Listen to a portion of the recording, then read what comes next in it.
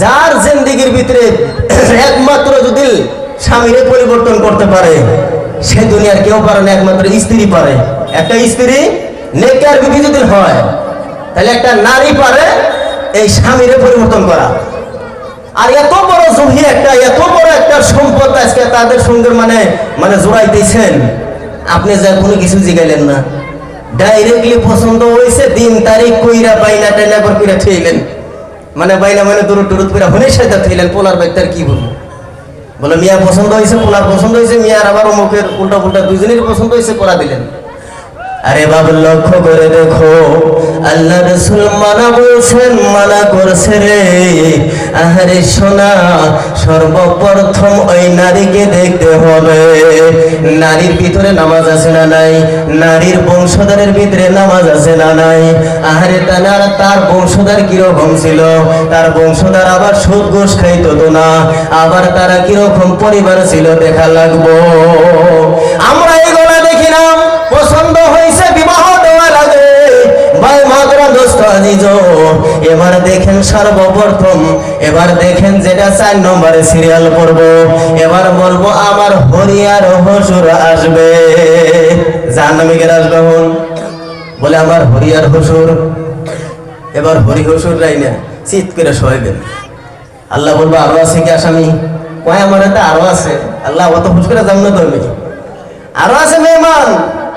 এবার ডাকতে বলবে আল্লাহ পুরারে দেগার আলম, এ আল্লাহ আমার সাথে আরেকজন হলো যিনি আমার সঙ্গে 60 বছর 70 বছর 80 বছর ঘর করে খাইলাম, সে কোনোদিন আমাকে উপদেশ দেয় নাই, আমাকে কোনো সময় বলে নাই যে তুমি এরকম বেপরদা করে তুমি চলো, তুমি নামাজ পড়ো না, তুমি বেগানা পুরুষের সামনে যাবা না। তার নাম হলো আমার স্বামী। কেনা আমার স্বামী, আমার স্বামীরও নেই সেটা। তারে এই জাহান্নামের আগুনে চিৎ করে শোন। এবার আল্লাহ বলবো আরো কেরা, বলে আল্লাহর একজন আছে, বেশি নাই, মেন আসামি আর একজন আছে। বলে কেরা, বলে সে আসামি হলো আমার বড় ছেলে। কিসের জন্য আমার ছেলেও কোনো সময় বলে নাই মা এরকম ঢঙ্গের কাপড় পেতো কিসের নিগা? বলে তুমি যে আইডিয়া খেতেছো তোমার সাইজও বেশি পাল দেওয়া যায় না। বলে আগের চাষি দেখছে, আগের মুরব্বী করে দেখছি বোরকা পিন্ধিছে, হাই হাই ডোলা বোরকা একবার পিন্ধিছে না নাই। এখন বর্তমান যেটা বোরকা পরেছে ফ্যাশনের ফেরি দেখবেন, আর খারাপ পাইবেন না। আমার শ্বশুর পাড়া গেলাম, আমার শ্বশুর এনে আছে, তারপরে কোয়া লাগবো, যেহেতু পরিবর্তন হওয়া দরকার আছে না নাই। এ বাবা লক্ষ্য করে দেখবেন, আজকে হক কথা বলবেন না, কিসের জন্য বলবেন না? বলে আমার ইমামতি চলে যাবো, আমি হক কথা বলতে পারবো না। কিসের জন্য? মসজিদের সেক্রেটারি সুদ খায়, মসজিদের প্রেসিডেন্ট ঘুষ খায়। আজকে যদি সুদের ঘুষের বেজাল পারি, তাহলে আমি ইমামতি আমার থাকবে না, আমার তালি বাড়িতে যাইয়া না খাইয়া থাকা লাগবো। এরকম কি গো? কথা কোয়া লাগবো। আজকে ধরেন এই জমিনের মাঝখানে থাইকা আজকে আলেম, কোরআনের হাফেজ, আজকে কোরআনের হাদিসের ভালোবাসা বান্দা, তারা বলবো না, কারা বলবো? বলা তো লাগবো। আগেকার মুরব্বীরা আমি দেখছি যে যদি আমার আগেকার মুরব্বী আমি যতটুকু জানি, যদি শুনছে যে আঙ্গুরে গ্রামের ভিতরে, আঙ্গুরে আমবাড়ির মাঝখানের ভিতরে একটা খালি মুন্সিয়া ছিল, তারা নাড়ু মুন্সি করে বসে, তারে নাড়ু মুন্সি করে কইছে। যদি খালি দেখছে আঙ্গুর মুরব্বীরা যে নাড়ু মুন্সি আজকে এই রাস্তা দিয়ে আসতেছে, তাহলে ধরেন যে রাস্তার পাশে খাড়া হয়ে ঘন্টা এমন করে দিছে, ঘন্টা উড়া দেয় মুন্সি পার হয়ে গেছে, তারপরে আঙ্গু মা বোন গেছে। বর্তমান এরকম সময় একটা রাস্তায় নিয়ে আসছেন। আজকে কেরা যাইব?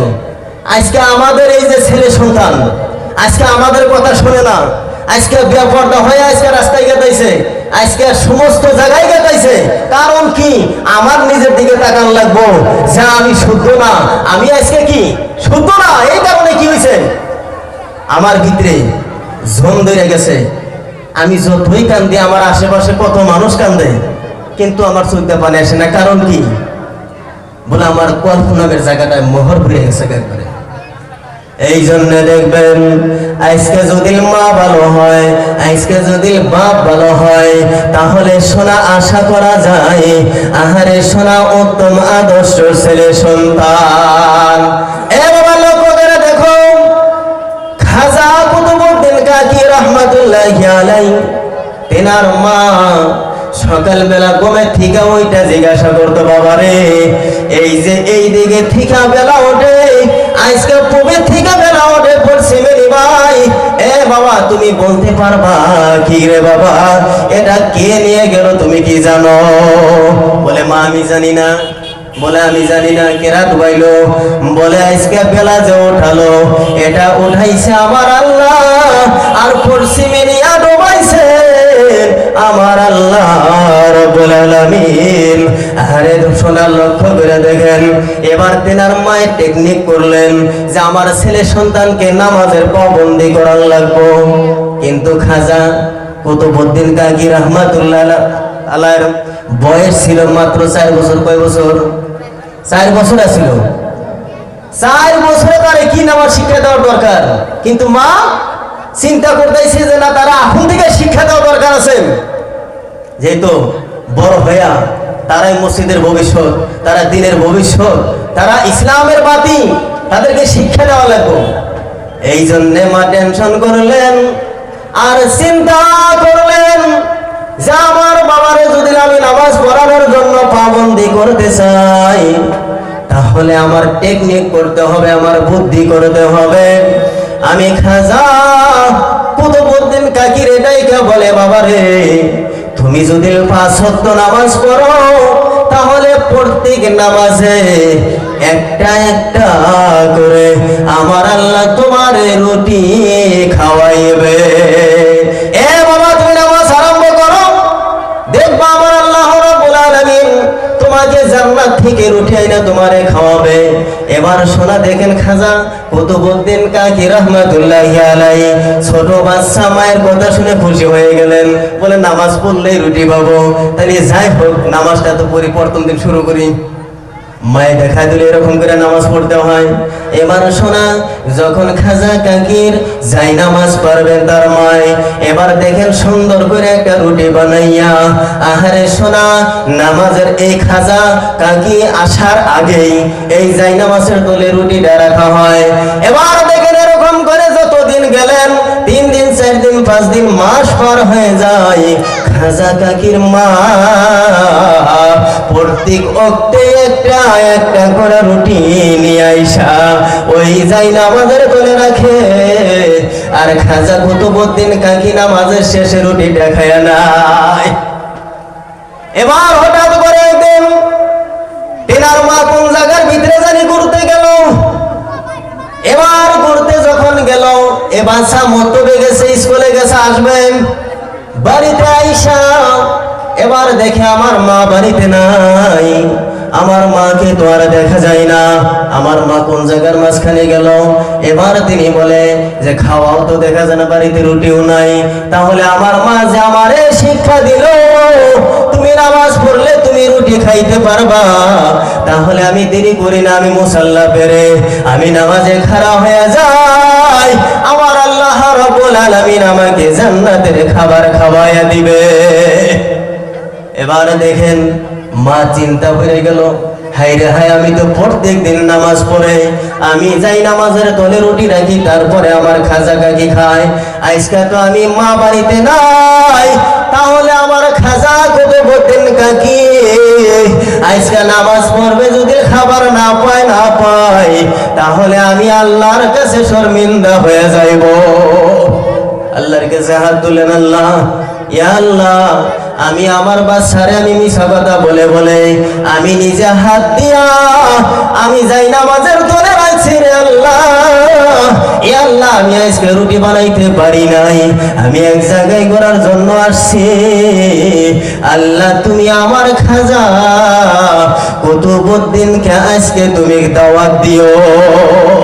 এবার দেখেন খাজা কুতুবউদ্দিন কাকি রহমাতুল্লাহি আলাইহি এবার সোনা যখন দেখা গেল, আহারে সোনা নামাজের পরে প্রত্যেক দিনের মতো যাই নামাজ উঁচা করে দেখে আহারে আজকে রুটিটার রং জানি কিবা দেখা যায়, আজকে রুটির জানি স্বাদ মানে দেখা গেছে মানে ধুমাম মতো উঠতেছে। বলো খাজা কাকি মানে কুতুবুদ্দিন কাকি রহমতুল্লাহ আলাইহি রুটিটা খান আর নিজে নিজে অঙ্ক করেন যে এতদিন রুটি খাইলাম, হ্যাঁ, কিন্তু এরকম তো সুস্বাদ লাগে নাই, আজকের রুটিটা এত স্বাদ লাগে কারণ কি?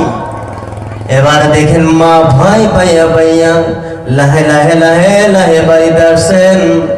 আসার পরে জিজ্ঞাসা করে, বাবা তুমি কিছু খাইছো? বলে হ্যাঁ। তুমি তো খাওয়ার রাখো নাই, না হেরে তুমি শিখাই দিছো নামাজে খাড়া হইছে। আমার আল্লাহ প্রত্যেক দিনের মতো রুটি দেয়, আজকাও দিছে, কিন্তু মা ও আমার মারে আজকে রুটি খাইলাম, ও মা আজকে রুটি দেয় এত স্বাদ লাগলো বেশি কারণ দিশা পাইলাম না।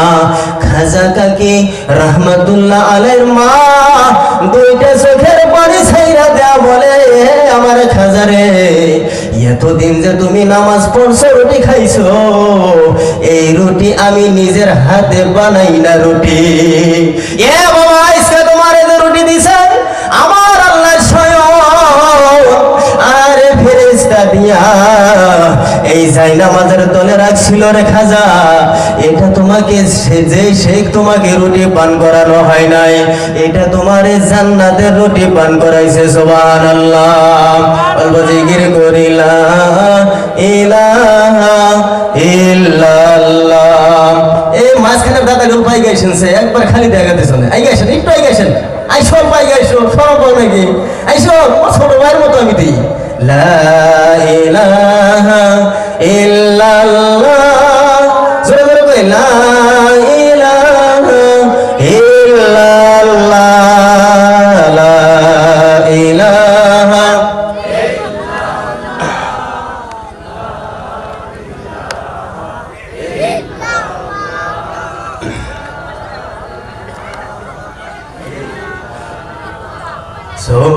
সুবহানাল্লাহ ওয়ালহামদুলিল্লাহ ওয়ালা ইলাহা ইল্লাল্লাহ মুহাম্মাদুর রাসূলুল্লাহ।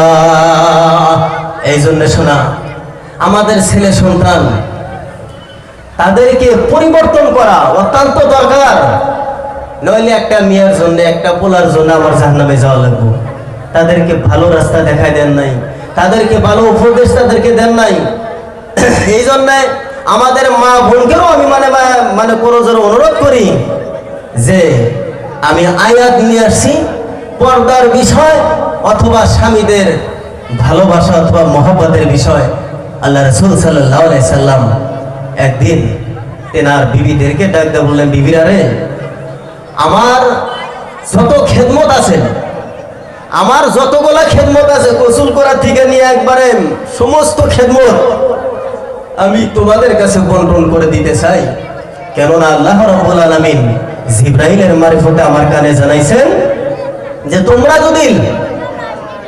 যদি বেশি বেশি স্বামীর খেদমত করো তাহলে তোমাদের জান্নাতের স্তর বাড়াতে হবে। জোরে বলি সুবহানাল্লাহ, আরো জোরে বলি সুবহানাল্লাহ। খালি আপনারা ঘুম পাইলেন না মানে ঘুমাইছেন না, বুঝছেন? তাই গো মানে আমি যাই কই আমার হাতে তোর সাথ দিবেন খালি, মানে ওইরকম বক্তা না আমি। আপনারা যে আমাকে দেখতেছেন আমি ওইরকম কোনো বক্তা না, ডিমান্ড করা বক্তা না যে আমি হারে প্রত্যেক রাইতে সভা করি। মনে হয় যে এবছরের মধ্যে মনে হয় যে 4-5টা সভা করলাম আর 4-5টা সভা মাদ্রাসার আছে, তো ওইরকম বড় বক্তা না। খেলে আমাকে উৎসাহ দেবেন খেলে, বুঝছেন? আর দোয়া করবেন যেন আল্লাহ যত টাইম রাখতেছেন বেশি টাইম থাকুন না, ধরে না দাগুন টাহানি যতটুকু কথা। খেলে আমার মা বোনদের বিষয় নিয়ে কিছু পর্দার বিষয় স্বামীর বিষয় নিয়ে তুই কথা কই আমি জানগা কে। যাই হোক, হুজুর পাক সাল্লাল্লাহু আলাইহি ওয়াসাল্লাম বিবিদেরকে ডাকলেন। আপনারা জানেন হাদিস শরীফের মাঝখানে আমাদের মুফতি সাহেব এখানে আছে, মানে মোট হুজুর পাক সাল্লাল্লাহু আলাইহি সাল্লামের স্ত্রী ছিলেন 11টা। কয়টা ছিলেন? 11টা বিবি ছিলেন। কিছু কিতাবের মাঝখানে 9টার কথা বলতেছেন, কিছু মানে 10টার কথা বলতেছেন, কিন্তু আমরা যতটুকু পাইছি ধরেন 11টা বিবির কথা লেখা আছে। হুজুর পাক সাল্লাল্লাহু আলাইহি সাল্লাম সবাইকে ডাকলেন আর বললেন যে আমার খেদমত গুলা তোমাদের মানে মাঝখানে বন্টন করে দিব, আর তোমরা সঠিক মতো মানে ওই বস্তুটা তোমরা আমল করবে। তো হুজুর পাক সাল্লাল্লাহু আলাইহি সাল্লাম লক্ষ্য করলেন সমস্ত বিবিরা খেদমত নিল, কিন্তু আয়েশা রাদিয়াল্লাহু তাআলা আনহা কোনো কিছু বলেন না। এবার হুজুর পাক সাল্লাল্লাহু আলাইহি সাল্লাম ডাক দিলেন, আয়েশা তুমি কি খেদমত নিবা না? তাই আয়েশা রাদিয়াল্লাহু তাআলা আনহু হাসি দিয়ে বললেন, হুজুর আমি আপনার কাছে একটা খেদমত চাবো, আপনি কি আমাকে দিবেন? বলে কি খেদমত? বলে আপনার গোসল করার খেদমত চাই। তো হুজুর পাক সাল্লাল্লাহু আলাইহি ওয়াসাল্লাম জিজ্ঞাসা করলেন, আয়েশা রে তুমি কিসের জন্য গোসলের খেদমত চাও? এবার আয়েশা রাদিয়াল্লাহু তাআলা আনহা আহারে সোনা ডাকতে বলে, হুজুর গো ও আমার স্বামী, আমি এই জন্য নিতে চাই, অন্য অন্য মানুষ গোসল করলে পানি জমিন দিয়া ভাইয়া ভাইয়া ভাইয়া ভাইয়া ভাইয়া যায় জানা নাই, আমি আপনি গোসল করি পানি তো জমির ভিতরে জায়গা, কিন্তু হুজুর গো আপনি যখন গোসল করলেন হুজুর, ও হুজুর পানি বেয়ে বেয়ে গেল না, জমিন দুই ভাগ হয়ে গেল, আপনার গোসল দন্ত করা পানি এই জমিনের মাঝখানে রেখে গেল। এ হুজুর আমি এই জন্য আমি গোসলের খেদমত নিতে চাই। আয়েশা রাদিয়াল্লাহু তাআলা আনহার ডাকে বললেন, হে আয়েশা তুমি কি জানতে চাও?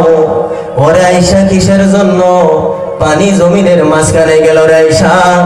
এ আয়েশা দুনিয়ার মাঝখানে একদিন হেরা কাঞ্চন সমস্ত কিছুর অভাব হয়ে যাবে আয়েশা। এ আয়েশা তুমি শুনে নাও, এই মক্কা মদিনায় কোনোদিন অভাব হবে না, কোনোদিন অভাব হবে না। আয়েশা বললেন, হুজুর কিসের জন্য?